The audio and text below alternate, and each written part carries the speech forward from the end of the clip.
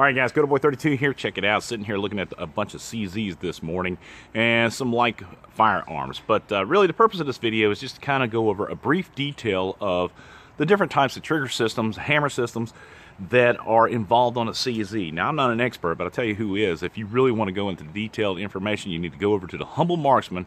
I'm going to put his link down below, and he really goes into depth on these things. But what I wanted to do, for the Glock owners out there, I really want to dumb it down so you'll have a clear understanding of what's going on here. But in any case, let's move forward. Now, a lot of different variations, different areas. When you're talking about CZs, you'll hear people talking about CZ75B, 75BD, the 75 Omega, the convertible. So when you go to buy one of these things, you're going to see a multitude of different things, but there's going to be a difference in price. The gun's going to look exactly the same, but there's going to be a difference. Now, let's talk about this. Guys, single action only. I don't have one of those on there, but a CZ75 single action only, like the TSO or the Tactical Sport, is going to be very similar to this 1911.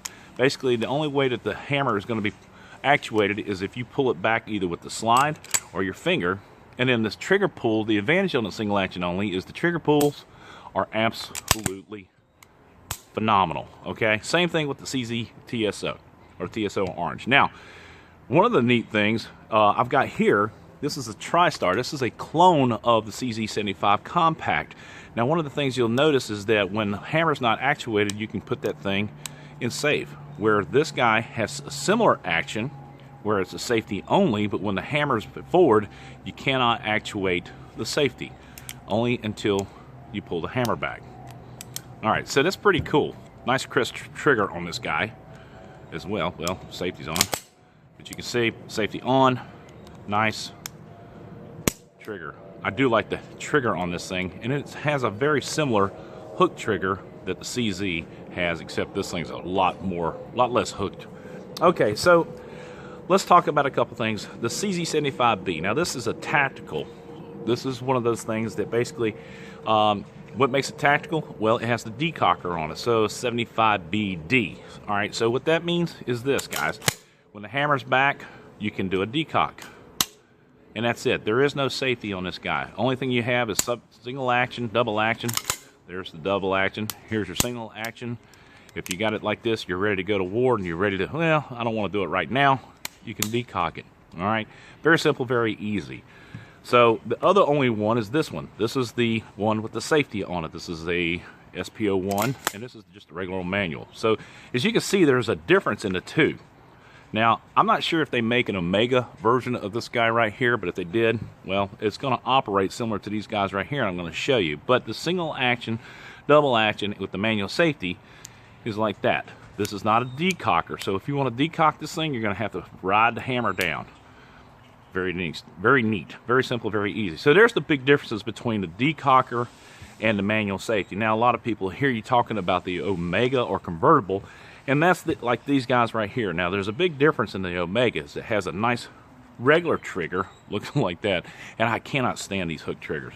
First thing that's going to go on this guy right here. So I've got this set up, and my original intent was to use this guy in competition, so it is set up just like the manual safety here, so I could carry it in condition 1. But the Omega system or convertible system, I may be wrong on this, but anyway, the differences are you've got a different type of hammer, but you can change out the safety for this one right here that comes with the kit with a decocker. It's a very simple process. You go ahead and pull this thing apart. You can pull these pins out right here. Pull this one. It's got a ambidextrous safety and or decocker. But you can't carry this in condition 1, and all you do is you switch out the safeties right here and you can carry that in condition 1. So a little bit of differences, a lot of similarities, but when you go to a gun store and you're sitting here taking a look at all the different variations of these things, and you see these guys look identical, but the pricing is completely different, that's the reasons why. Different trigger systems, different operating systems, my kid and the dog and everybody in behind me, and that's it.